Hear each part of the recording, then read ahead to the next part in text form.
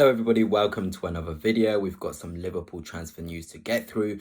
It's been quite a slow day in the transfer window and a slow week, to be honest, but that's because of the Club World Cup and because obviously the whole thing of the financial year. We'll probably see a lot more movement for a lot of clubs in July. But before I begin, if you are new here, please hit the subscribe and the like as well. It would be very greatly appreciated. And we're going to, before I actually get started, I just wanted to say, my Twitter, it's out there if you like my content and you want to talk and communicate in a different way. I really am active on Twitter. I've made posts about Liverpool, whether you're a Newcastle fan as well, Chelsea, City, whoever you support, come along. It is really nice to discuss things on there.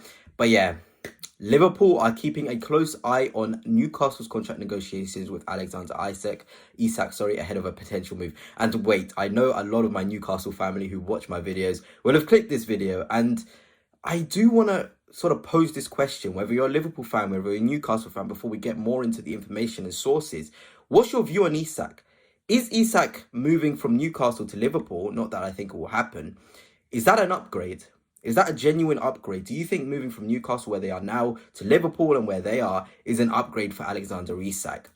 Forget all of it. Could it happen? How realistic is it? Is Isak going from Newcastle to Liverpool an upgrade? I'm just interested to know what you guys' thoughts are on that situation. But continuing on, it's been quite a lot. Graham Bailey is a very, very good source for Liverpool news. And he came out to say Liverpool's priority, of course, is a striker. Liverpool love Isak. He's their dream signing. Isak's contract talks are being monitored at Anfield and monitoring for a very, very long time. But you must remember, like I've said, the whole financial year thing. I think there can only be really progress on Isak's new contract after we've hit the July time when the new financial year starts. But the fact Liverpool are monitoring it and that they're not going that heavy on someone like Kerkez shows, look, it's natural in football. It's natural Liverpool are going to try their best to try and get into the ear of Isak. Do I think it will work? Probably not, but they'll try. They'll absolutely try. And I feel like Newcastle are in a position now where they can offer Isak what he wants in terms of money. They can offer Isak what he wants in terms of competitive Champions League football. But if they can't, Liverpool are in a position where they will pounce. And if you're thinking about it, if you're a Liverpool fan, there is no harm in them waiting another year to get a top centre forward through the door. Like I've said many times before, Alvarez for me next year should be Liverpool's utmost priority for a centre forward. I think he would be the perfect player for Arne Slot's system and the perfect player for Liverpool going forward, whoever their manager is. Even if Arne Slot does leave in 5 years' time, they've got someone like Alvarez who can certainly hit the ground running and score goals. So that's my stance on it. It was just quite interesting to see that some quite strong sources have come out to say Liverpool are kind of waiting in the back, looking around, lurking and waiting for Isak, and almost like, we don't want to make our move yet on someone like Ekitike this early. We want to see if we can sneak in for Isak. Although Newcastle have Champions League football, they're a great club with a great future. If I'm Isak, I don't know if I'm making that move. But look, Liverpool and Newcastle are top clubs, and it's up to you guys in the comments. Let me know your thoughts. I'm very interested because, of course, my Newcastle and Liverpool family, you guys are definitely watching this video. And yeah, this was the other thing in terms of Newcastle have paused new contract talks.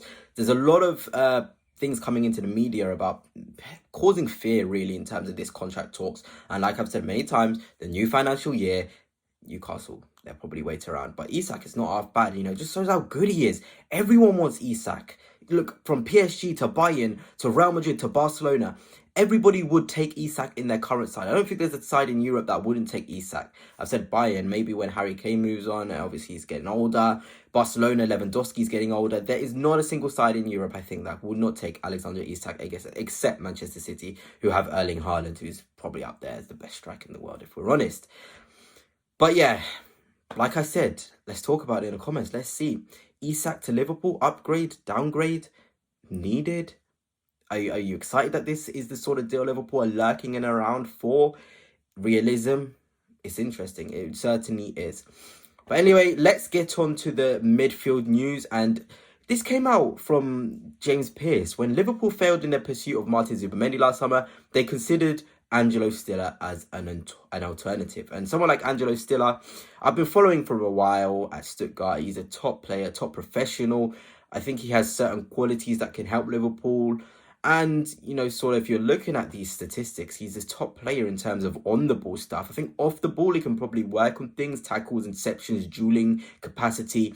but I've seen his performances. He has that in his locker, and I feel like Liverpool have such runners in their team. Szoboszlai, McAllister, Gravenberch, all those players can cover spaces to an extent. So having someone like Stiller in there, where the onus is not really on him to run hard because the players in and around him will, you can really maximise his quality. It's almost like you've got Wharton, then Stiller. And I've always felt Liverpool have needed a left-footed player. Really certainly have, in terms of the balance of that midfield. Having somebody in there whereby they can open new angles and passing lanes due to the fact of having left foot. Because everyone in there for Liverpool is right-footed. WIRTZ coming in is going to be right-footed. Szoboszlai is right-footed. McAllister is. Gravenberch, by Cetic, a player I really, really rate who's currently injured again, is right-footed. So adding to the balance, I certainly feel like if Liverpool can get a left-footed profile in the midfield, it would be really, really good. And in terms of the minutes played, he's available a lot. And 15 GA from a number 6 position, essentially, which he plays, is very positive stats. So against low blocks, against mid blocks, he can certainly be of help because he likes penetrative passes. He likes keeping it ticking. He can keep the ball. There's pauser in his game. He's got nice attributes to really fit into the Premier League and the sort of philosophy that Arne Slot wants to instill. And in terms of, we've got to talk about the WIRTZ and Kerkez situation. Florian WIRTZ going to Liverpool. The deal is almost closed. They're negotiating the last details. That's from Fabrizio Romano. And I've seen a lot of Liverpool fans get really, really frustrated in terms of WIRTZ and how slow it is. And I feel as though, if I'm going to be honest, in terms of journalists, my favourite is David Ornstein.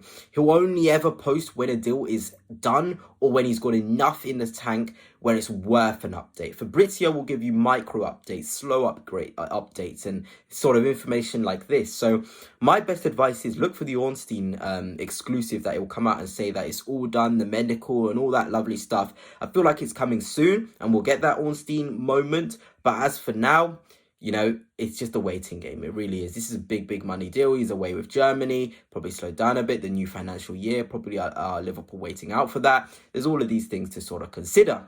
And that's the same with Kerkez, to be honest. David Ornstein himself actually came out saying meetings are expected between Bournemouth and Liverpool and Miller's Kerkez representatives this week.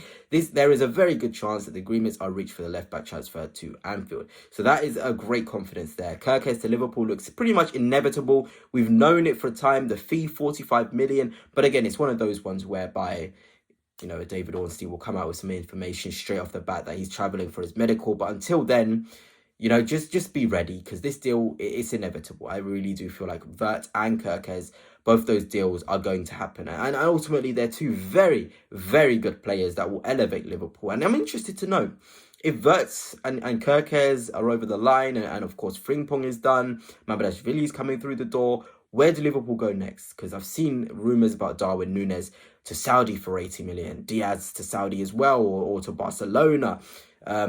Where do Liverpool go? Is Jota staying another season? Are they trying to really get a centre forward this summer? They're going to wait out another year like I would suggest. It's really exciting times, but it's really early in the window as well. There's so many twists and turns expected.